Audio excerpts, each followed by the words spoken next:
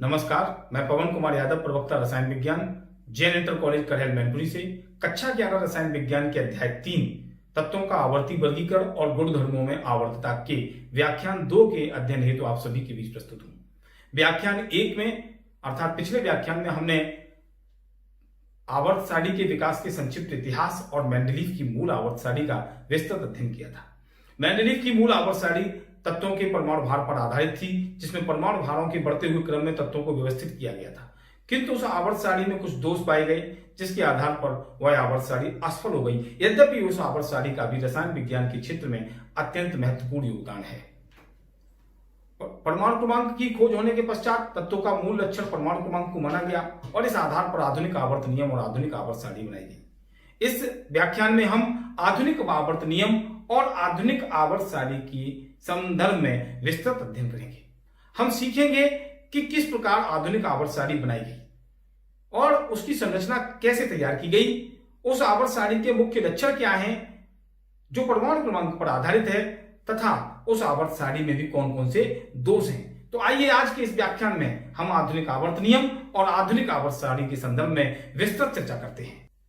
जब मेंडलीव की मूल आवर्त सारणी का विकास हुआ तब परमाणु की आंतरिक संरचना का ज्ञान नहीं था, किंतु 20वीं सदी के आरंभ में परमाणु की आंतरिक संरचना के संदर्भ में परमाणु के मूल कणों की खोज होने के पश्चात सन 1913 में हेनरी मोजेल ने परमाणु क्रमांक की खोज की और उन्होंने बताया कि तत्व का मूल लक्षण परमाणु भार नहीं बल्कि परमाणु क्रमांक है और तत्व का मूल अभिलाक्षणिक गुण परमाणु क्रमांक को मानते हुए उन्होंने मेंडलीव के मूल आवर्त नियम में संशोधन किया।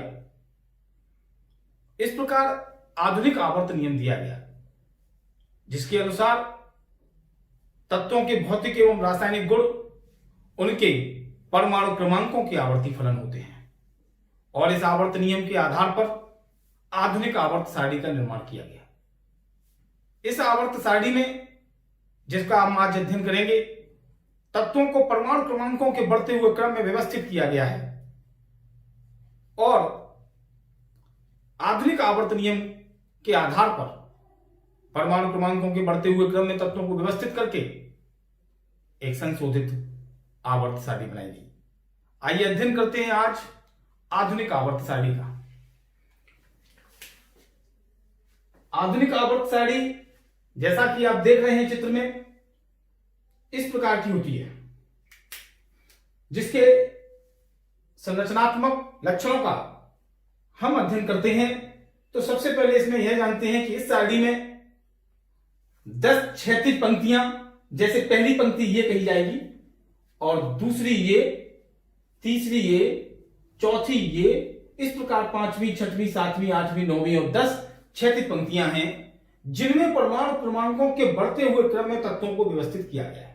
जैसे 1H तो यहां 2He, फिर 3Li, 4Be, 5 boron, 6 carbon, 7 nitrogen, 8 oxygen, 9F और 10 नियॉन। यानी कि 10 क्षैतिज पंक्तियों में परमाणु क्रमांक के बढ़ते हुए क्रम में तत्वों को व्यवस्थित किया गया है। इस सारणी में 10 क्षैतिज पंक्तियां जो हैं उन्हें श्रेणियां कहा गया। क्या कहा गया? उन्हें श्रेणियां कहा गया। जैसे पहली श्रेणी, दूसरी, तीसरी, चौथी, 5वीं, 6वीं, 7वीं, 8वीं, 9वीं और 10वीं श्रेणी। इन 10 श्रेणियों से 7 आवर्त बनाए गए, अर्थात इस आवर्त सारणी में कुल 7 आवर्त हैं। कैसे? आवर्त 1 जो पहली श्रेणी में है, दूसरा आवर्त दूसरी श्रेणी, तीसरा आवर्त तीसरी श्रेणी, चौथी 5वीं श्रेणी से मिलकर चौथा आवर्त, यानी चौथे, 5वें और 6ठे आवर्त में क्रम से तत्वों की 2-2 श्रेणियां हैं, जिन्हें सम और विषम श्रेणी कहते हैं। जिन्हें सम और विषम श्रेणी कहते हैं। कैसे? ये जो रेड गोला बना रहा हूं, 4th श्रेणी, ये सम श्रेणी, 6वीं ये सम श्रेणी और 8वीं ये सम श्रेणी, 5वीं, 7वीं और 9वीं ये विषम श्रेणियां कहलाती हैं। तो इस प्रकार हमने क्या जाना कि यह आवर्त सारणी जो आधुनिक आवर्त सारणी है, उसमें तत्वों को 10 क्षैतिज पंक्तियों में व्यवस्थित किया गया और परमाणु क्रमांकों के बढ़ते हुए क्रम में रखा गया। इन 10 क्षैतिज पंक्तियों को श्रेणियां कहा जाता है। इन श्रेणियों से कुल 7 आवर्त बनाए गए। पहले, दूसरे, तीसरे आवर्त में क्रमशः एक एक श्रेणी, चौथे, पांचवें, छठे आवर्त में 2-2 श्रेणियां जिन्हें सम और विषम श्रेणियां कहते हैं, तथा 7वें आवर्त में एक श्रेणी है जो 10वीं श्रेणी है। इस आवर्त सारणी में कुल 9 ऊर्ध्वाधर कॉलम स्तंभ बनाए गए। कितने? 9। कैसे? हम नंबरिंग ये वर्ग की नहीं है, स्तंभों की नंबरिंग कर रहे हैं। 1 2 3 4 5 6 7 8 और 9। इस प्रकार 9 खाने बनाए गए, 9 ऊर्ध्वाधर वर्टिकल कॉलम बनाए गए जिन्हें वर्ग कहा गया, समूह कहा गया, ग्रुप कहा गया। इनमें इनका अध्ययन करने से पहले आवर्तों के संदर्भ में और अध्ययन कर लेते हैं कि पहले आवर्त, हम आवर्त कौन है? जो 10 क्षैतिज पंक्तियां, उनसे 7 आवर्त बनाए गए। तो पहले से लेकर के छठे आवर्त तक, पहले से लेकर छठे आवर्त तक क्रमशः 2, 8, 8, 18, 18 और 32 तत्व हैं। कैसे? पहले आवर्त में देखिए आप 1 और 1 2 तत्व, दूसरे आवर्त में 1 2 3 4 5 6 7 और ये 8 तत्व हैं। इसी प्रकार तीसरे आवर्त में भी 8 तत्व हैं। चौथे आवर्त में, कौन से आवर्त में? चौथे आवर्त में कुल कितने तत्व हैं गिनिए आप। ये रहा चौथा आवर्त जो 2 श्रेणियों से मिलकर बना है, चौथी और पांचवी श्रेणी। तो आप दोनों श्रेणियों के तत्वों को जब गिनेंगे तो 18 हो जाएंगे। कैसे? 1 2 3 4 5 6 7 8 9 10, यहां से आते हैं पांचवी में 29 कॉपर से, 11 12 13 14 15 16 17 और 18। इस प्रकार चौथे आवर्त में कुल कितने तत्व हैं? 18। इसी प्रकार पांचवें आवर्त में भी 18 तत्व हैं। छठे आवर्त में कुल 32 तत्व हैं। आपको यहां 18 दिखाई देंगे, उसका कारण बताते हैं क्यों। देखिए यहां से गिनते हैं जब हम, तो ये 18 तत्व होते हैं। कितने होते हैं? 18। तो 14 तत्व कहां गए? तो आवर्त 6 के 14 तत्व, आवर्त 6 के 14 तत्व, परमाणु क्रमांक 57 और 72 के बीच के, 57 के बाद 58 आना चाहिए, क्योंकि हमने आपको बताया कि इस आवर्त सारणी में परमाणु क्रमांक के बढ़ते हुए क्रम में तत्वों को व्यवस्थित किया गया। तो 57 के बाद 58 आना चाहिए, परंतु 58 से 71 तक के, 58 to 71 तक के तत्व, 14 तत्व, इस छठे आवर्त के 14 तत्व, चूंकि यह जगह दी थी इसलिए इस सारणी से नीचे अलग रखे गए हैं, जिन्हें लेंथेनाइट श्रेणी के तत्व कहते हैं। 58, 59, 60 से लेकर 71 तक, तो ये 14 कॉलम होते हैं। ये 14 तत्व लेंथेनाइट श्रेणी के तत्व कहलाते हैं, जो आवर्त 6 के 14 तत्व हैं। इन 14 को मिलाकर आवर्त 6 में कुल 32 तत्व हैं। 7वां आवर्त अभी अपूर्ण है, परंतु जब आधुनिक आवर्त सारणी बनाई गई उस समय इस 7वें आवर्त में कुल 19 तत्व थे। कैसे? 1 2 3 4 5 और बचे हुए 14 ये हैं। कहां से? इसी प्रकार 89 और 104 आरएफ, जिसका वर्तमान में नाम रदरफोर्डियम है, उसके बीच के, एक्टिनियम और रदरफोर्डियम के बीच के 14 तत्व एक्टिनाइट श्रेणी के तत्व कहलाते हैं। ये वाले यहां के 14 तत्व एक्टिनाइट श्रेणी के तत्व कहलाते हैं, जिन्हें नीचे अलग सारणी में स्थान दिया गया है। तो इस प्रकार आवर्त 6 के 14 तत्व और आवर्त 7 के 14 तत्व क्रम से लेंथेनाइट श्रेणी के और एक्टिनाइट श्रेणी के तत्व कहलाते हैं। लेंथेनाइट्स और एक्टिनाइट्स तत्व भी कहा जाता है। तो इस प्रकार हमने ये जाना कि परमाणु क्रमांक के बढ़ते हुए क्रम में बाएं से दाएं जाने पर जब हम क्षैतिज पंक्तियों में तत्वों को व्यवस्थित करते हैं तो एक निश्चित अंतराल के बाद उनके गुणों की पुनरावृत्ति होती है, जिसे आवर्तता कहते हैं। इस प्रकार जो हमने बात की थी वर्ग, 9 ऊर्ध्वाधर स्तंभ बनाए गए थे, उन्हें वर्ग कहा गया। उन वर्गों में यानी फर्स्ट वर्ग, सेकंड वर्ग, तृतीय, चतुर्थ, पंचम, षष्ठम, सप्तम, अष्टम और सबसे दाईं ओर शून्य वर्ग को रखा गया। इन वर्गों में जो तत्व रखे गए उनकी संयोजकताएं एक दूसरे के समान थी। जैसे प्रथम समूह के सभी तत्वों की संयोजकता 1 है। अब पहले से लेकर 7वें तक, यहां से लेकर यहां तक, वर्ग 1 से वर्ग 7 तक के वर्गों को ए और बी उपवर्ग में बांटा गया। ए और बी। 8वें समूह को 3 ऊर्ध्वाधर स्तंभों में व्यवस्थित किया गया और शून्य समूह को सबसे दाईं ओर लिखा गया। इस प्रकार यदि ए और बी के आधार पर ग्रुपों की वर्गों की गिनती करें तो ए और बी तो 7 दूनी 14 और 3 ऊर्ध्वाधर स्तंभ, ये 3 17 और एक 18 कुल उपवर्गों के दृष्टिकोण से अगर हम गिने तो 18 वर्ग हो जाते हैं। अब हम देखते हैं कि फर्स्ट ए और फर्स्ट बी को किस प्रकार बनाया गया। प्रथम से लेकर 7 तक, सप्तम वर्ग तक ए और बी उपवर्ग बनाए गए। तो ए उपवर्ग के सभी तत्व एक परिवार के तत्व कहलाते हैं, जिन्हें रेड यहां कलर से लिखा गया है। सभी ए उपवर्ग के तत्वों को इस सारणी में रेड कलर से हमने दिखाने का प्रयास किया है, जिससे आपकी समझ में स्पष्ट रूप से आए। तो ए उपवर्ग के तत्व समान गुण वाले तत्व हैं और बी उपवर्ग के तत्व समान गुण वाले तत्व हैं, परंतु इनको एक साथ एक ही वर्ग में इसलिए रखा गया क्योंकि दोनों उपवर्ग के तत्वों की संयोजकता समान है, जो यहां फर्स्ट के लिए वर्ग के लिए 1 है। यद्यपि यह इस आवर्त सारणी का दोष भी है कि फर्स्ट ए के तत्वों के गुण फर्स्ट बी के तत्वों के गुणों से पूर्णतः मैच नहीं खाते, केवल संयोजकता समान है, बाद बाकी ये इन सभी तत्वों के गुण परस्पर आपस में भिन्न होते हैं, अर्थात फर्स्ट ए के गुण अलग और फर्स्ट बी के तत्वों के गुण अलग होते हैं। यही व्यवस्था सेकंड बी में, थर्ड बी में होती है। वर्ग के बारे में हमने जाना कि कुल 9 वर्ग हैं, वर्ग 1 से लेकर 8 तक और शून्य वर्ग।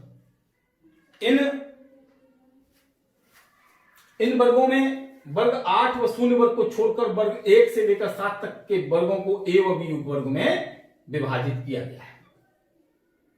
आवर्त के संदर्भ में एक बात और जाननी है कि आवर्त 2 व आवर्त 3 के तत्व, दूसरे व तीसरे आवर्त के तत्व प्रारूपिक तत्व या निरूपक तत्व कहलाते हैं, क्योंकि ये तत्व कौन से, आवर्त 2 के और आवर्त 3 के तत्व LiNa, BeMg, boron, aluminium, carbon, silicon, nitrogen, phosphorus, oxygen और सल्फर और फ्लोरीन और क्लोरीन, ये तत्व जो आवर्त 2 और 3 के हैं, और नियोन आर्गन, ये तत्व अपने अपने वर्गों के तत्वों के गुणों का प्रतिनिधित्व करते हैं, इसलिए इन्हें प्रारूपिक या निरूपक तत्व कहते हैं। आवर्त 3 के तत्वों को, इसमें 11 Na, 12 Mg, 13 Al, 14 Si, 15 P, 16 sulphur, 17 chlorine, इन तत्वों को सेतु तत्व, ब्रिज एलिमेंट्स भी कहते हैं, क्योंकि ये तत्व फर्स्ट ए और फर्स्ट बी के लिए ब्रिज का कार्य करते हैं, इसलिए इन्हें सेतु तत्व कहते हैं। तो इस प्रकार आधुनिक आवर्त सारणी की संरचना को हमने समझा। इस आवर्त सारणी में 7 आवर्त जो 10 क्षैतिज पंक्तियों में बटे हुए हैं और 9 वर्ग जो ऊर्ध्वाधर स्तंभ के रूप में यहां व्यवस्थित है। इस आवर्त सारणी में परमाणु क्रमांक के बढ़ते हुए क्रम में तत्वों को व्यवस्थित किया गया है। इस आवर्त सारणी में मेंडलीव की मूल आवर्त सारणी के दोष स्वतः दूर हो जाते हैं। तो कौन से दोष हैं जो इस आवर्त सारणी में स्वतः दूर हो गए हैं, आइए हम उनकी चर्चा करते हैं। मेंडलीव की आवर्त सारणी में हमने दोष जब पढ़े तो पढ़ा था, अध्ययन किया था कि अधिक परमाणु भार वाले तत्वों को कम परमाणु भार वाले तत्वों से पहले रखना, जबकि मेंडलीव की मूल आवर्त सारणी परमाणु भार के बढ़ते हुए क्रम में तत्वों को व्यवस्थित करके बनाई गई थी। फिर भी कहीं कहीं पर यह विसंगति देखने को मिली कि अधिक परमाणु भार वाले तत्व पहले रखे गए और कम परमाणु भार वाले तत्व उनके बाद आए, जो कि मूल आवर्त सारणी का दोष था। जब आधुनिक आवर्त सारणी बनाई गई तो यह दोष स्वतः दूर हो गया। क्यों? क्योंकि इस आवर्त सारणी में तत्वों को परमाणु क्रमांक के बढ़ते हुए क्रम में व्यवस्थित किया गया था। आखिर देखते हैं वो कौन से तत्व थे। आपको याद होगा 18 आर्गन, ये 18 आर्गन का परमाणु क्रमांक है जिसके आधार पर यह टेबल बनाई गई है। को 19 पोटेशियम से पहले रखना।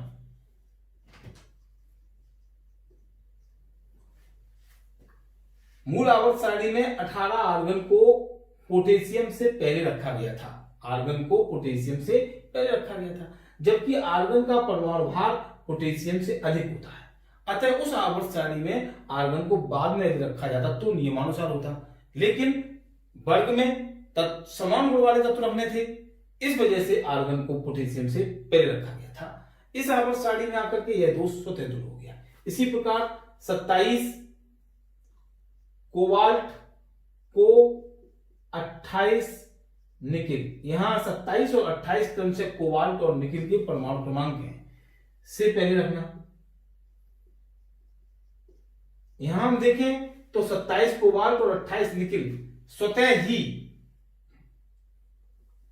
क्रमानुसार व्यवस्थित हो गए हैं, जिसमें कोबाल्ट को पहले और 28 निकिल को बाद में स्थान दिया गया। परमाणु क्रमांक के आधार पर आवर्त सारणी बनाने से यह दोष दूर हो गया। इसी प्रकार से टेल्यूरियम और आयोडीन को आप देखिए कि 52 टेल्यूरियम का परमाणु क्रमांक को आयोडीन से पहले रखना। उस मूल आवर्त सारणी में दोष था, परंतु यह यहां दोष नहीं है, यहां यह परमाणु क्रमांक के क्रम में व्यवस्थित है, बढ़ते हुए क्रम में व्यवस्थित है। तो इस प्रकार अधिक परमाणु भार वाले तत्वों को कम परमाणु भार वाले तत्वों से पहले रखा गया था, जो दोष इस आवर्त सारणी में स्वतः ही दूर हो गया। दूसरा है समस्थानिकों का स्थान। चूंकि मूल आवर्त सारणी परमाणु भार पर आधारित थी, तो परमाणु भार पर आधारित होने के कारण समस्थानिकों को उसमें उचित स्थान नहीं मिल पाया, समस्थानिकों को उसमें स्थान मिल ही नहीं पाया।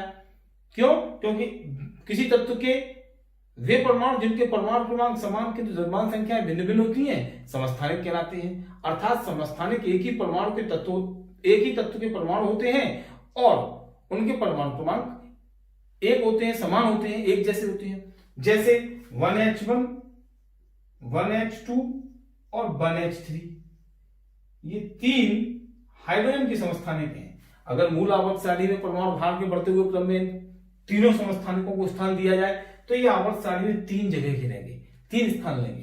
परंतु इस आवर्त सारणी में अर्थात आधुनिक आवर्त सारणी में जो परमाणु क्रमांक के बढ़ते हुए क्रम में है, जो परमाणु क्रमांक पर आधारित है, उसमें इस परमाणु क्रमांक पर के आधार पर हाइड्रोजन को जब स्थान दिया जाएगा तो वह स्थान यही होगा।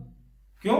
क्योंकि तीनों का परमाणु क्रमांक समान है। इसी प्रकार 17Cl35 और 17Cl37 क्लोरीन के 2 समस्थानिक होते हैं। तो यहाँ क्लोरीन, इस आवर्त सारणी में क्लोरीन को इस 17 परमाणु क्रमांक के आधार पर जब रखा जाएगा तो उसे 7th A ग्रुप में और तीसरे आवर्त में स्थान मिलेगा। तो दोनों ही समस्थानिकों को एक ही स्थान पर यहां रखा जा सकता है। इस प्रकार आधुनिक आवर्त सारणी में समस्थानिकों को उचित स्थान प्राप्त हो सका। इसके अतिरिक्त अक्रिय गैसों को भी इस आवर्त सारणी में स्थान प्राप्त हुआ। इस प्रकार मेंडलीव की मूल आवर्त सारणी के दोष आधुनिक आवर्त सारणी में दूर किए गए, दूर हो गए। आधुनिक आवर्त सारणी के लक्षणों का अध्ययन कर लेने के बाद अब अध्ययन करना है हमें आधुनिक आवर्त सारणी के दोषों का, क्योंकि इस आवर्त सारणी में भी कुछ कमियां रह गई हैं जो निम्नवत हैं। सबसे पहले नंबर 1, हाइड्रोजन का स्थान। इस आवर्त सारणी में जब हम हाइड्रोजन के स्थान को देखते हैं तो हाइड्रोजन प्रथम वर्ग के ए उपवर्ग में अर्थात फर्स्ट ए में और आवर्त 1 में रखी गई है। उसे Li, Na और पोटेशियम के साथ अर्थात क्षार धातुओं के साथ सोडियम, लिथियम, सोडियम और पोटेशियम जैसी क्षार धातुओं के साथ जो प्रबल धन विद्युतीय तत्व हैं रखा गया है। हाँ, इसका मतलब जब सोडियम को अगर देखें तो सोडियम एक इलेक्ट्रॉन त्याग कर Na+ बनाता है। इसी प्रकार हाइड्रोजन भी एक इलेक्ट्रॉन त्याग कर H+ बनाती है। तो इसका मतलब दोनों एक संयोजक हैं और धनात्मक संयोजकता वाले हैं, धन विद्युतीय हैं। अतः इनको फर्स्ट ए में, हाइड्रोजन को फर्स्ट ए वर्ग में LiNaK के साथ रखना उचित है। फिर जब हम लोगों ने देखा कि हाइड्रोजन एक इलेक्ट्रॉन ग्रहण करके हाइड्राइड आयन बना सकती है, जिस प्रकार से क्लोरीन अर्थात हैलोजन जिन्हें 7th ए में रखा गया है, यहां FCl, Br और I, ये भी एक इलेक्ट्रॉन ग्रहण करके क्लोराइड आयन बनाती है। तो यहां हाइड्रोजन हैलोजनों के समान व्यवहार रखती है, अतः उसे 7th ए उपवर्ग में, 7th के ए उपवर्ग में यानी 7th ए वर्ग में भी स्थान दिया जा सकता है और दिया गया है, जो कि एक दोष है कि एक तत्व को 2 स्थानों पर रखा जा रहा है। तो इस प्रकार हाइड्रोजन का स्थान इस आवर्त सारणी का दोष है। दूसरा, समान गुण वाले तत्वों को अलग अलग और असमान गुण वाले तत्वों को एक ही वर्ग में रखा गया है। कैसे? जितने हमने रेड कलर से इस आवर्त सारणी में तत्व बनाए हैं वे सभी ए उपवर्ग के तत्व हैं, पर अलग अलग वर्गों के अवश्य हैं, लेकिन वे सभी ए उपवर्ग के तत्व हैं जिन्हें सामान्य तत्व कहते हैं। इन सभी को अलग अलग वर्गों में रखा गया और दूर दूर रखा गया। जैसे फर्स्ट ए के तत्व सेकंड ए से दूर हैं, सेकंड ए के थर्ड ए से और थर्ड ए के 6 या 7th ए से दूर है।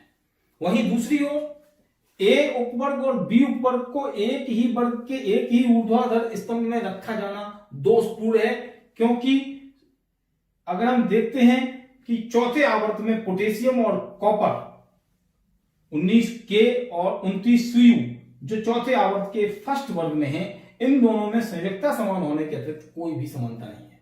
अतः इन दोनों को एक ही वर्ग में रखना उचित नहीं है, क्योंकि ये जो 29 कॉपर है ये संक्रमण तत्व है, अतः बी उपवर्ग का तत्व है और संक्रमण तत्व है, तो ऐसे दूसरे संक्रमण तत्वों के साथ बी उपवर्ग के तत्वों के साथ रखना उचित रहता है। तो यह एक दोष है। दूसरा क्या है? तीसरा क्या है कि 8वें वर्ग में 3 स्तंभों का होना। 8वें वर्ग में इस आवर्त सारणी में तत्वों की 3 ऊर्ध्वाधर स्तंभ हैं, जो कि दोषपूर्ण है। इसी प्रकार इस आवर्त सारणी में लैंथेनाइड तथा एक्टिनाइड श्रेणी के तत्वों को सारणी से नीचे अलग रखा गया है, जो कि दोषपूर्ण है। छठे आवर्त के परमाणु क्रमांक 58 से लेकर के 71 तक के तत्व तथा 7वें आवर्त के परमाणु क्रमांक 89 से बाद और 104 के बीच की यानी परमाणु क्रमांक 90 से 103 तक के तत्व सारणी से नीचे अलग रखे गए हैं, जिन्हें क्रम से लैंथेनाइड श्रेणी और एक्टिनाइड श्रेणी के तत्व कहा जाता है, जो कि दोषपूर्ण है। इन्हें टेबल में जगह नहीं मिल पाई, जबकि लिखा था कि छठे आवर्त में कुल 32 तत्व हैं और यहाँ टेबल में 18 दिख रहे हैं, 14 को नीचे रखना पड़ा। वहां 14 को बीच में एडजस्ट न कर पाना इस आवर्त सारणी का एक दोष है। अगला, सम और विषम श्रेणियां। दीर्घ आवर्तों में आवर्त 4, 5 और 6 में तत्वों की 2-2 श्रेणियां हैं, जिन्हें क्रम से सम और विषम श्रेणियां कहते हैं। यह इस आवर्त सारणी का दोष है कि उन्हें अलग अलग श्रेणियों में रखना पड़ा। तो इस प्रकार आधुनिक आवर्त सारणी के लक्षण, आधुनिक आवर्त सारणी के दोषों का अध्ययन इस टेबल की विस्तृत संरचना के साथ हमने आज के इस व्याख्यान में किया। हमें आशा है कि आपको यह आवर्त सारणी की संरचना पूरी तरह समझ में आई होगी। आप दीक्षा ऐप को डाउनलोड कर चुके होंगे, उसमें देखिए इस टेबल को बनाया गया है। आप इसके अतिरिक्त अपने स्वलिखित नोट्स दीक्षा ऐप की सहायता से, इस वीडियो की सहायता से अवश्य बनाएं, ताकि आप इस अध्याय के इस व्याख्यान में अभ्यस्त हो सकें। इस आधुनिक आवर्त सारणी के व्याख्यान से संबंधित कुछ गृह कार्य हम आपको देंगे, जिन्हें आप अपनी उत्तर पुस्तिका पर करेंगे। आइए गृह कार्य आप नोट करें। तो गृह कार्य इस प्रकार है। पहला प्रश्न, आधुनिक आवर्त नियम को लिखिए। दूसरा प्रश्न है, लैंथेनाइड व एक्टिनाइड श्रेणी के तत्वों को समझाइए। इन दोनों प्रश्नों के बारे में, इनके विषय वस्तु के बारे में हम लोग आज के इस आधुनिक आवर्त सारणी के व्याख्यान में अध्ययन कर चुके हैं। आशा है आप इनके उत्तर आसानी से लिख सकेंगे। अपनी उत्तर पुस्तिका पर इन प्रश्नों के उत्तर लिखिए और भी संभावित प्रश्नों के उत्तर आप उत्तर पुस्तिका पर लिखने का प्रयास करिए, अभ्यास करिए। आप आज के इस व्याख्यान में हम लोगों ने आधुनिक आवर्त सारणी की संरचनात्मक और लक्षण और उनके दोषों का अध्ययन किया। अगले व्याख्यान में हम दीर्घाकार आवर्त सारणी, जो कि तत्वों के इलेक्ट्रॉनिक विन्यास पर आधारित है, उसका अध्ययन करेंगे, जो आज के आधुनिक आवर्त सारणी का वर्तमान रूप है, जिसमें तत्वों को इलेक्ट्रॉनिक विन्यास के आधार पर अर्थात समान इलेक्ट्रॉनिक विन्यास वाले तत्वों को एक साथ रखा गया है। वह आवर्त सारणी भी तत्वों के परमाणु क्रमांक पर भी आधारित है। उसमें भी तत्वों को परमाणु क्रमांकों के बढ़ते हुए क्रम में और समान इलेक्ट्रॉनिक विन्यास वाले तत्वों को एक साथ रखकर आवर्त सारणी बनाई गई। अगले व्याख्यान में हम अवश्य इसकी विस्तृत अध्ययन करेंगे। आप सभी को आज के इस व्याख्यान में अध्ययन करने के उपरांत बहुत बहुत उज्जवल भविष्य की शुभकामनाएं देता हूं। आप सबको बहुत बहुत धन्यवाद। थैंक्स।